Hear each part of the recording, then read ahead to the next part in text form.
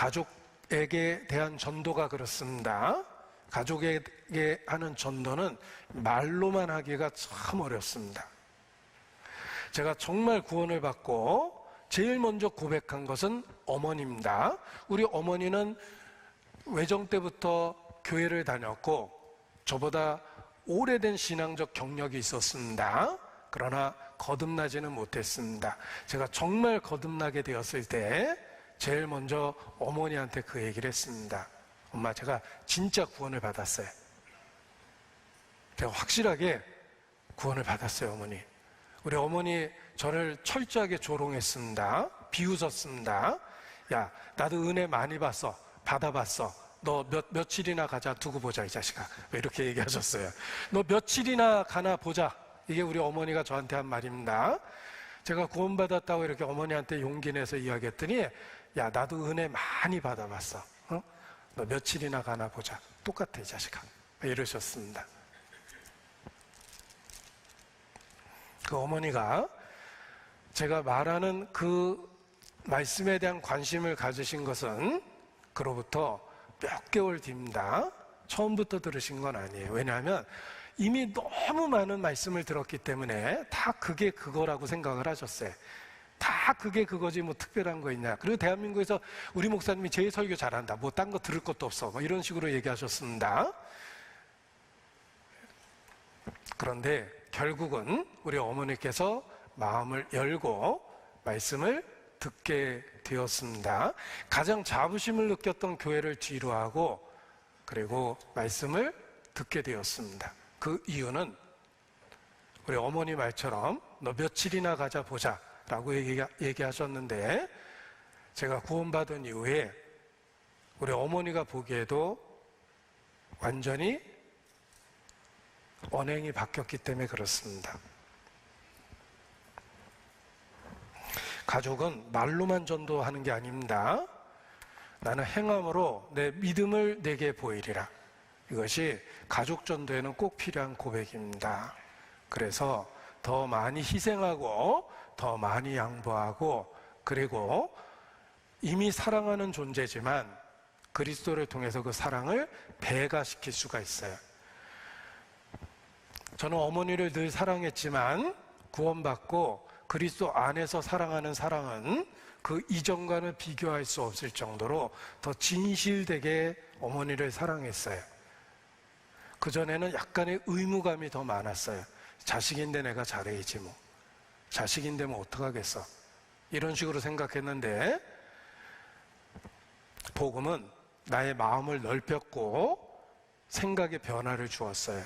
그래서 어머니를 늘 사랑했지만 구원받고 사랑한 것은 그 전과 비교할 수 없을 정도로 더 많이 사랑하게 됐습니다. 그는 가족에 대해서도 마찬가지예요. 아내를 사랑하지만 그리스도 안에서 사랑하는 것은 그 전과 비교할 수 없을 정도로 더 많이 사랑하게 된 거예요. 그러니까 좋아할 때나 좋아하지 않을 때나 혹 미울 때나 갈등이 생길 때도 그게 극복이 되는 거예요. 사랑은 허다한 허물을 덮기 때문에 그렇습니다. 우리가 주님하고의 정상적인 관계 속에서 새로운 정체성을 일깨우면 우리의 마음이 넓어지고 우리의 넓어진 마음에 못 들어오던 가족들이 들어오고 심지어는 원수들도 들어와요. 원수들도 받아줄 만큼 하나님께서 내 마음의 공간을 넓혀주셨기 때문에 들어올 수 있는 거예요.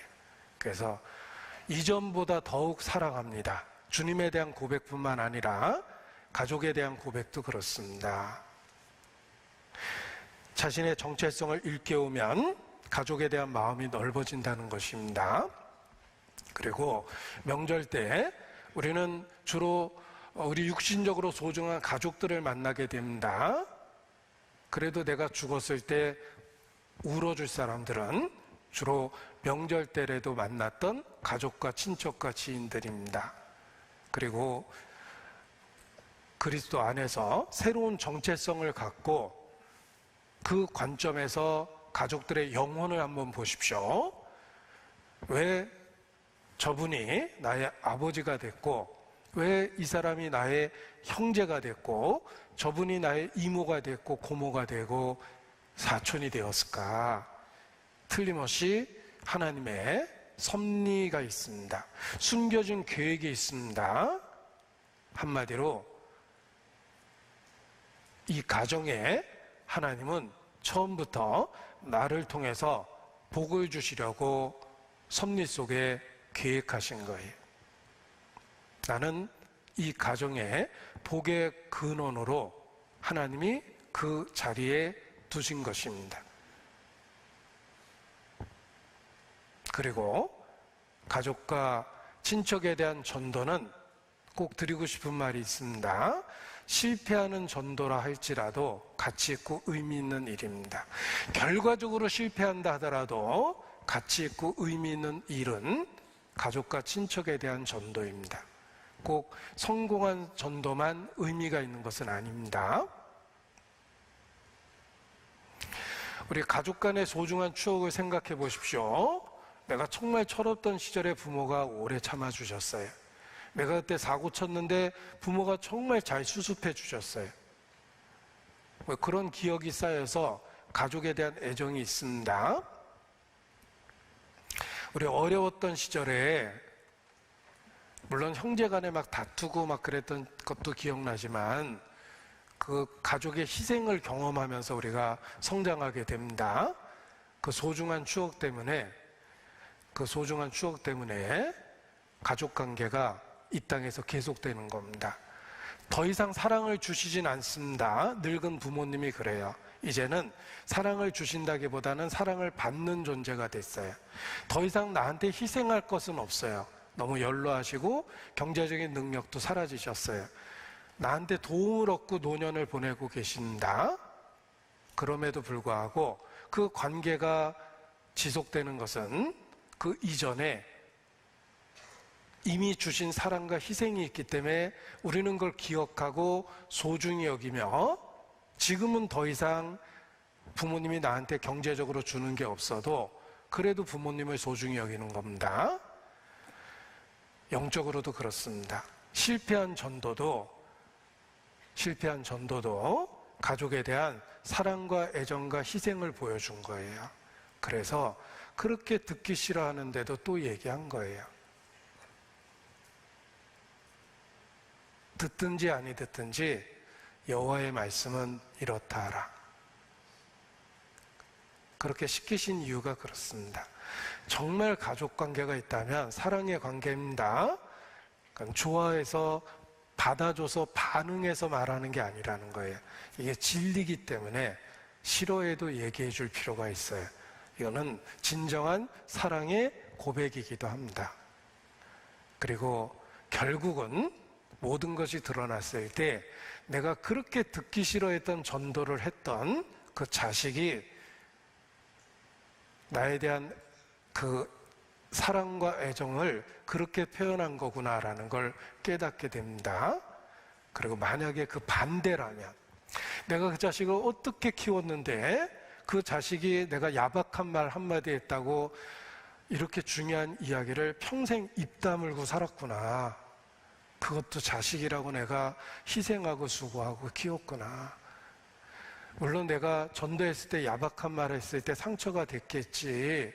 그렇다고 이렇게 중요한 이야기를 그 후로 계속 침묵할 수 있었을까? 우리가 자식을 키울 때는 싫어도 그 일이 유익하다고 생각하면 자식이 싫어하는 일도 합니다. 아침 먹기 싫다고 하는 자식 깨워서 야단쳐서 밥 먹이잖아요. 철없는 자식이 날씨 추워졌는데 반팔로 나가면 안 된다고 쫓아나가서 막 외투 입혀준다. 엄청 투덜거리고 가죠. 짜증난다고. 근데 찬바람 불면 오늘 겉옷 입고 오길 잘했다라고 생각을 합니다. 우리는 자식을 키울 때도 자식이 싫어하는 일을 자식에게 유익하다고 확신하기 때문에 그 일을 묵묵히 합니다. 영적으로도 그렇습니다. 가족 간의 전도는 실패에도 의미가 있다. 진정한 사랑에 대한 표현이기 때문에 그렇습니다. 그리고 살아있는 한 결코 포기할 수 없는 전도는 가족관계 속에서 하는 전도입니다. 어차피 한시적이에요. 시간은 지나가고 귀의 문은 닫히고 있어요. 그러나 살아있다는 건 분명한 기회를 주신 것입니다. 살아있는 한 결코 포기할 수 없는 전도, 그것이 가족 전도이며 실패한 전도도 의미 있고 가치 있다. 그래서 우리는 가족 간의 관계에 있어서 더욱 광야의 소리가 되어야 됩니다. 주의 길을 예비하는 소리가 되어야 됩니다. 세례 요한은 광야의 소리가 되었고 결국은 억울하게 목이 잘려 죽었습니다. 그래도 세례 요한은 자기 일을 성공적으로 마친 겁니다. 혹 목이 잘리운다 하더라도 우리는 광야의 소리가 돼서 우리 가까이 있는 사람에게 주의 길을 예비하는 역할을 해야 됩니다.